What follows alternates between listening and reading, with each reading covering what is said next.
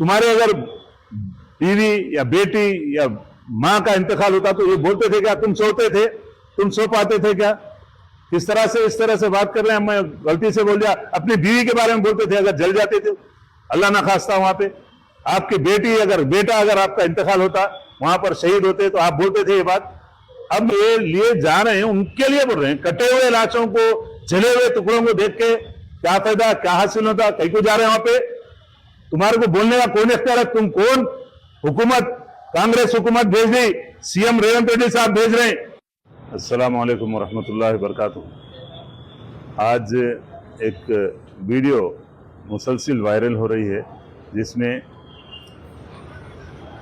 हज कमेटी के जो सीईओ है सफ़ीउल्लाह, उन्होंने मरहूमीन जो शुहदा है मदीना मुनव्वरा के, उनके मुताल्लिक़ जो हुकूमत उनको भेज रही है, इन्हों तो एम्प्लॉय है, हुकूमत उनको भेज रही है ताकि उनका डीएनए टेस्ट हो, उनके विरसा को पहचान कर उनको वहाँ पर उनकी तदफीन का जन्नतुल बकी में इंशाअल्लाह इंतज़ाम हो जाए। उस सिलसिले में अज़हरुद्दीन साहब भी गए अल्हम्दुलिल्लाह वहाँ, और दीगर शफीउल्लाह साहब और लोग भी गए हैं, उनके उन विरसा के, उन मरहूमीन के, उन शुहदा के जनाज़ों में हिस्सा लेने के लिए। और गैर जिम्मेदाराना इस तरह से बात किए जाना, जबकि पूरा शहर गम में डूबा हुआ है। अभी मालूम हुआ कि नींद की हालत में बोल दिए, बोला क्या जा रहा है? कटे हुए जले हुए लाशों को देख के क्या करते वहाँ जाके ये बोलना, तो कहाँ तक सही है?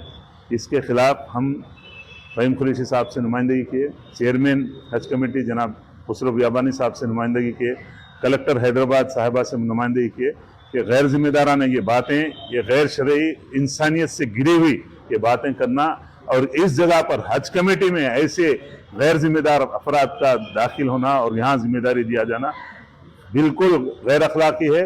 और हुकूमत की जिम्मेदारी है कि फौरी इनके खिलाफ एक्शन लिया जाए। और कई लोग यहाँ पर उनके खिलाफ कंप्लेन करना चाह रहे हैं, और उनको आप बोल रहे हैं कि मैं माफी चाहता हूँ। माफी चाहने से, बोलने से पहले सोचना चाहिए था कि क्या बोला जा रहा है, किस तरह से इतनी घिनौनी बात करे। जबकि तुम्हारे अगर बीवी या बेटी या माँ का इंतकाल होता तो ये बोलते थे क्या तुम सोते थे, तुम सो पाते थे क्या? इस तरह से बात कर रहे हैं। मैं गलती से बोल दिया, अपनी बीवी के बारे में बोलते थे, अगर जल जाते थे अल्लाह ना खास्ता वहां पे, आपकी बेटा अगर आपका इंतकाल होता, वहां पर शहीद होते, तो आप बोलते थे ये बात।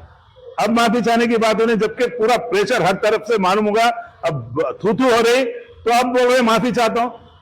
हुकूमत को चाहिए फौरी से फौरी ऐसे लोगों के खिलाफ कार्रवाई की जाए और इनके खिदमत इनके महकमे को वापस की जाए, हमारा ये मुतालबा है।